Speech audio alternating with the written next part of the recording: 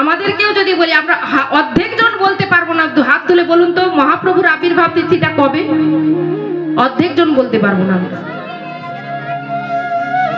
কিন্তু ছেলেদেরকে যদি বলেন যে বাবা ওই যে যীশু খ্রিস্টের জন্মদিনটা কবে বলতো বাবা, কথা কম বলবে, কথা বলো না বাবা, কথা বলো না।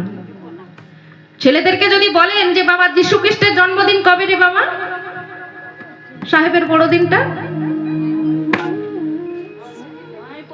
বলে দেবে। হ্যাঁ, কেন বলুন তো? ওই দিন আমাদের কাছে খুব বড় দিন হয়ে যায়, তাই না? হিন্দু সনাতন ধর্মের মানুষ হয়ে ওই সাহেবের বড়দিন খ্রিস্টান ধর্মটাকে আমরা বেছে নিচ্ছি। অনেকে একবার এখন দেখবেন, মা অপরাধ নেবেন না আমার, অনেকে দেখবেন হিন্দু সনাতন ধর্মের মানুষ হয়ে চলে যাচ্ছে কোথায়? খ্রিস্টান ধর্মে। কি গো, খ্রিস্টান ধর্মে চলে যাচ্ছে। আমাদের কলিযুগের পিতাকে। তাহলে ছেলেদেরকে কি বলবো বাবা? শুধু ছেলেদেরকে আমরা দোষ দিন না বাবা, যে ছেলেরা বড় হচ্ছে মা বাবাকে বৃদ্ধাশ্রমে রেখে আসছে। কলকাতার বৃদ্ধাশ্রম খুব এখন ভিড়, তাই তো মা? কেন বলুন তো? প্রকৃত কারণ